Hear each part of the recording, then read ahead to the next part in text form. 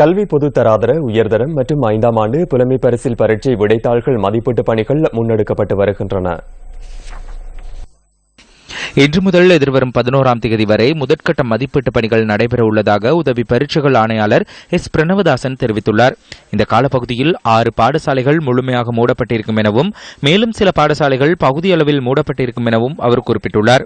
Colombo royal கல்லூரி, கொழும்பு நாலந்தா கல்லூரி, கண்டி விகாரமாதேவி மகளிர் கல்லூரி, கண்டி சுவர்ணமாலி மகளிர் கல்லூரி, கண்டி சீதாதேவி மகளிர் கல்லூரி மற்றும் யாழ் இந்து கல்லூரி ஆகியன பரீட்சைத்தாள் மதிப்பீட்டு நடவடிக்கைகளுக்கு முழுமையாக மூடப்பட உள்ளன. மேற்கூறப்பட்ட பாடசாலைகள் எதிர்வரும் 13ஆம் தேதி மீள ஆரம்பிக்கப்பட உள்ளதாக உதவி பரீட்சைகள் ஆணையாளர் எஸ். பிரணவதாசன் தெரிவித்துள்ளார்.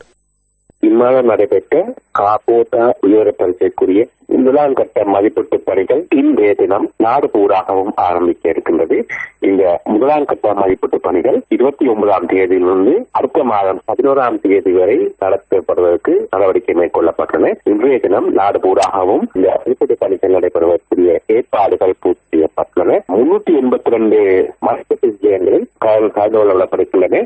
இதற்கு 6876 ஆசிரியர்கள் இங்கு பங்கு பெற்றிருக்கின்றார்கள். அத்துடன் 2ஆம் கட்ட மதிப்பீட்டு பணிகள் செப்டம்பர் மாதம் 5ஆம் தேதியிலிருந்து செப்டம்பர் மாதம் 18ஆம் தேதி வரை நடத்துவதற்கு நடவடிக்கைகள் மேற்கொள்ளப்பட்டுள்ளன. கடந்த 21ஆம் தேதி நடைபெற்ற 5ஆம் ஆண்டு புலமை பரிசில் பரீட்சைக்குரிய மதிப்பீட்டு பணிகள் அதுவும் இன்றைய தினம் ஆரம்பிக்கப்பட்டு செப்டம்பர் மாதம் 3ஆம் தேதி வரை நடைபெறுவதற்கு நடவடிக்கை மேற்கொள்ளப்பட்டுள்ளன.